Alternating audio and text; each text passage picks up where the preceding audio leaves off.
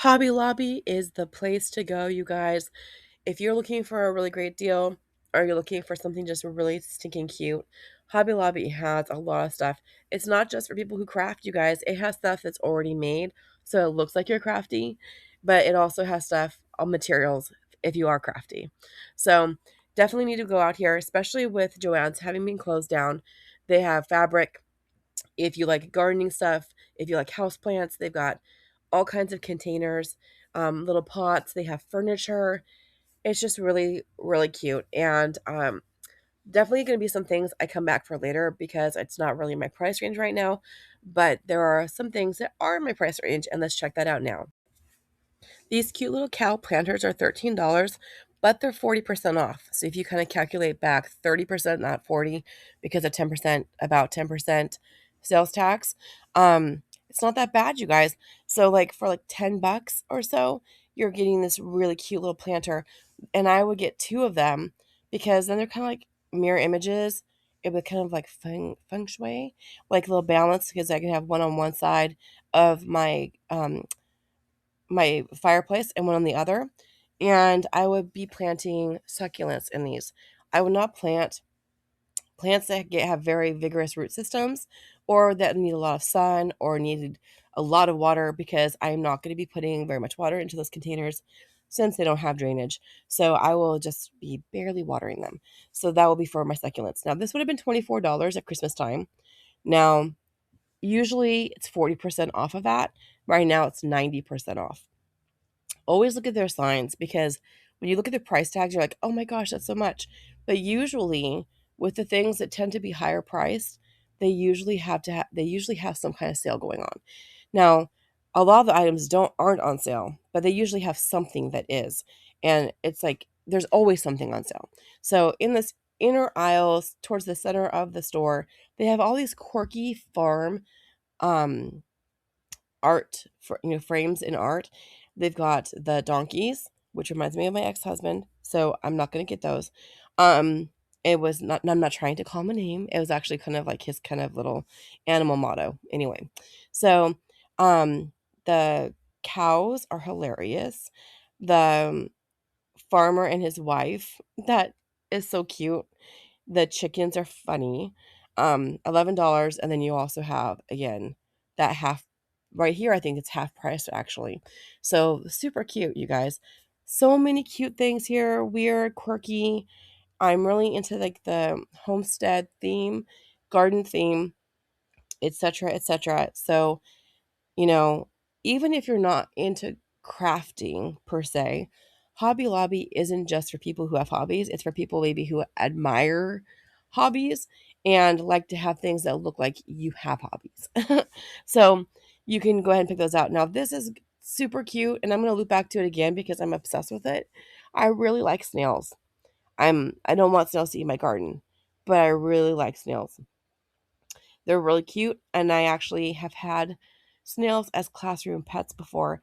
So I actually, my friend Reba, the gardening artist, I I have her as my little snail collector, and every time she catches a snail, I bring it to my school and I put it in a terrarium. So I actually have a little snail collection um, that are little pets, and so yeah, I'm weird. People down south who have problems with tomato hornworm, those hornworms turn into these beautiful, crazy looking moths. And if I lived down south, I would totally keep them as pets. I wouldn't release them because that's just wrong to do. And you know that's going to decimate someone's tomato crop, but they're just so beautiful. And I'm like, everything has its own place and balance of nature, blah, blah, blah. All right, so they have all kinds of cool stuff over here, you guys. And honestly, this area is a little out of my price range. I'm just kind of looking to see how much they were. It's like kind of those needful things, if you're into Stephen King. I'm like, yeah, those are so cute, but not in my price range. I will have to look at yard sales this summer and see if I can find anything quirky like this. Um, I like these planters here. They're plastic now, and they look like terracotta pots, but they're plastic.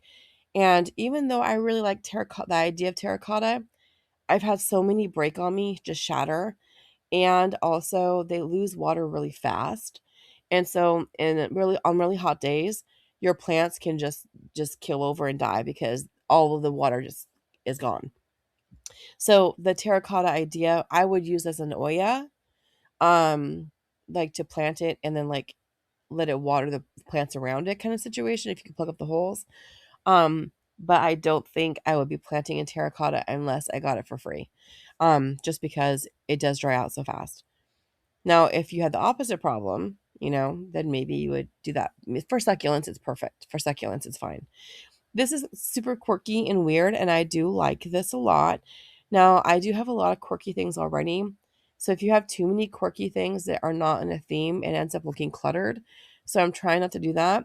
Um, like I like the idea of gnomes, but I'm already kind of going with like the snails and the turtles and the elephants, and then now I have like the shaggy looking cows, and I'm like, you got too many competing themes going on. It ends up looking like a yard sale. So I'm trying to declutter, um and not have quite so much stuff, or to use things in a creative way so it doesn't look like I have so much stuff. Anyway, you know what I'm saying.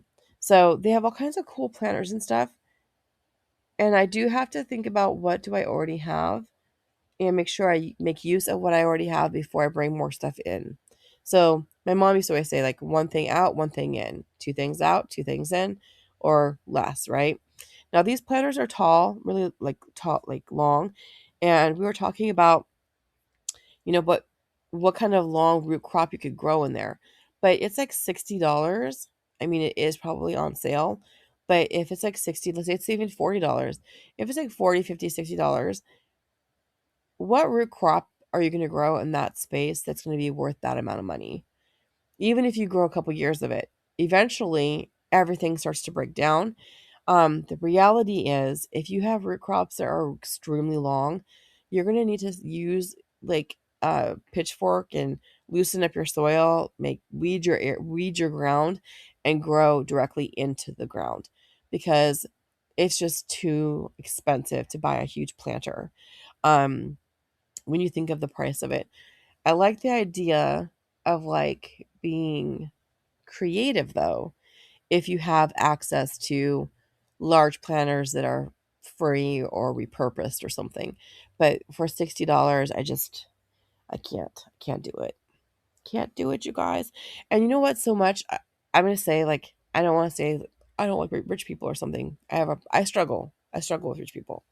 But I've seen so many people who are more well off with these giant planters, and they're like only planting in the top 12 inches of it. And I'm like, what is the purpose of paying like hundreds of dollars for a planter if you're not even using like the length of it? That's why it's so expensive. So you could make the illusion of having a larger planter and do some kind of stacking situation. Um, if that's what if it's just the look you're going for. But if you really want to have a crop that has like a really long root or something, then I would just plant directly into the ground. It's just the cheapest way to do it. And you think about like the effort to make a raised bed. No, raised beds are nice. The effort to make a raised bed is putting the effort forward, and then you don't have to work so hard on the harvest.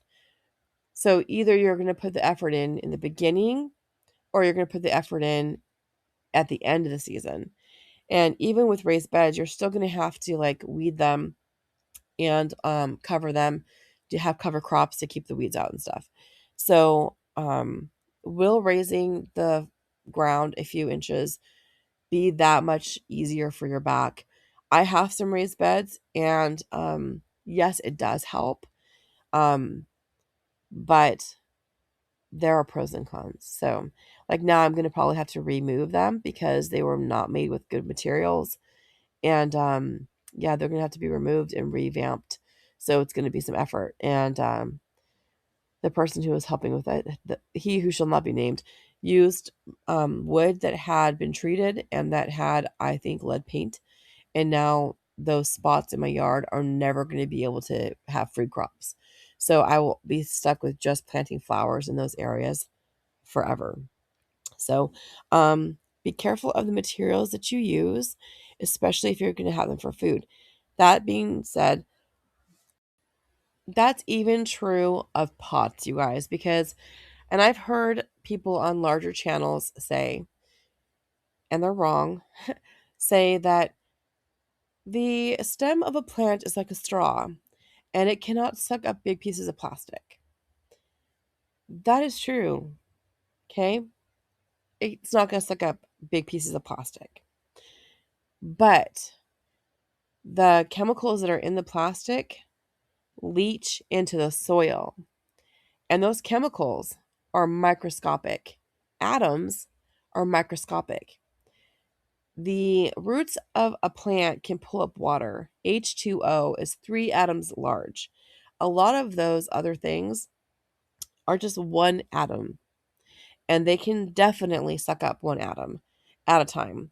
So I don't know. It's like if you can get cancer from showering with a shower curtain that has BPA in it, um, or drinking a glass of water out of a container. If you can get lead poisoning from drinking out of a teapot that has the wrong kind of paint on it, then you can definitely get sick from plants that have been grown in areas like that.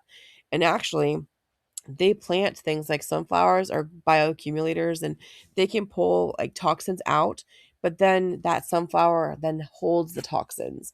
So you would just like have to remove it and it would have to be discarded. Well, then now that toxin is now in the mass of the sunflower, whatever you're trying to grow and get it out of the soil. So if there is toxins in a container and you're growing your herbs in it, you can get sick. So my hack is just to plant it in food safe containers. Like, you can use a milk jug, wash it out really good in the milk container or the sour cream container or a mason jar. That was food safe. So if you plant something in a food safe container, one would, infer that the plant that you're going to eat, that the basil or whatever is growing in it, is going to be edible because there was nothing toxic to begin with. If you buy something that was made in China that has lead or whatever, and you eat it and it grew in that container, it's going to have lead. So I'm sorry to break it to people with big channels, but where's your science degree to and you're back on that, because somebody could get really sick. I mean, like, you eat off of a plate that has lead, you're going to get lead poisoning. So yeah, definitely be careful. A lot of containers nowadays, like I've seen so many containers like at like Ross and Marshalls, and it'll specifically say not for food. Well, obviously you're not going to put a bunch of food in there, but if it says not for food, then you shouldn't grow a food crop in it either. Right. So these here are super cute. I would use that for a little veggie tray for sure. I know there's something over here in this section that I got. What did I get? Let's look. Let's look. Okay. Oh yeah, I remember I was thinking, um, I wanted, not that. Look to the left. Look to the left. I wanted baking pans that look heart shaped, because I used to make heart shaped brownies for my kids with chocolate chips in them when they were little, my older kids. And then I got busy with my career and got distracted and forgot about it, because there's a huge age gap between my older kids. There's 8 years between my daughter and my youngest son, and 11 years between my oldest son and my youngest son. So I kind of forgot about all those clever, cute mom ideas I had. And then I was looking for that container and I couldn't find it. So I was like, you know what? I'm gonna buy some more. And those ones down that I bought, um, they're nice because they come with a lid. So after I bake them, no, you don't put the plastic lid in the oven, obviously. After I bake them and they cool down, I can put the lid on it and give it to my kids, and it's a gift. And then my daughter can keep hers and she can reuse it. So that's really it's a gift of the container as well. So there's so many cute things over here. I think these little jewelry boxes are beautiful. They remind me of the crystal. I mean, these are not crystal, obviously, but I remember it reminds me of the crystal my mom used to really be into when we lived in Germany. I think I would pass on their towels because $11, even 40% off of that, or 30% if you're calculating tax, is more than what the Dollar Tree would charge. Also, Valentine's is not something that we decorate for a long period of time. So, like, if you put out your Christmas stuff the day after Thanksgiving, you only have your stuff out for a month. But then for Valentine's Day, if I decorate February 1st, I only have stuff out for 2 weeks. So, um, yeah, I'm definitely not going to spend a lot on Valentine's, but I really am way more into Valentine's Day this year, which is ironic because I'm going through a divorce. But I really like the idea of having all of the love around me. They have a lot of like little towels and table runners and um, even some welcome mats and pillows and stuff like that. All kinds of decor for Valentine's. And if you have a lot of space, go for it. But I don't. I have a smaller house for as many people who live there. So I have basically designated that I will not have more than a Costco sized tote for Christmas and Thanksgiving together, and then one tote for Valentine's Day, um, St. Patrick's Day and Easter together. So it really does limit. It makes me think, okay, well, there's not a lot of space. That garland doesn't take up any space, so I'm gonna go ahead and get it. I really do love the crazy hair cows, and so gonna go for it. My youngest son is 11 and my granddaughter is only 1. So these books are not going to be age appropriate for them, but maybe, a couple years down the road when she doesn't tear up the papers and eat it, I might buy her some Berenstain Bears books because I think they're super sweet. And as a child, it was like one of my favorite shows to watch. I thought they were so sweet, so precious, and family values and all that kind of good stuff. I love all these kinds of garlands on the side. I don't have any of those fancy ones. I need to make sure I don't have things that have little pieces that are going to fall off because, with toddlers, you don't want them choking and stuff like that. So whenever I see stuff at a store, I kind of like shake it and like look at it, inspect it, and think, are things going to fall off? The erasers are a good deal, and I figured I can give a couple to my son. He can enjoy them for February, and then I can have the rest in my classroom store. And so I did grab those because they're cute. They have also these like tic-tac-toe. By the way, you can make tic-tac-toe out of anything. So you could use Hershey Kisses. Okay. So that is a fun thing to do as well, is like to make the tic-tac-toe out of a gift that you already have planned. Um, Snacks are great, and then people eat their plain pieces and then they lose. They lose.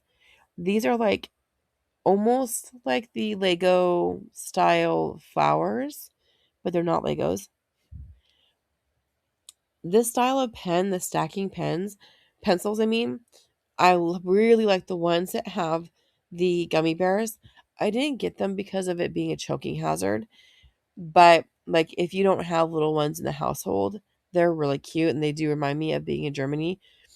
A friend of mine, when I was little, we used to walk down to the German stores, and um, one of the things I liked to buy were the pencils.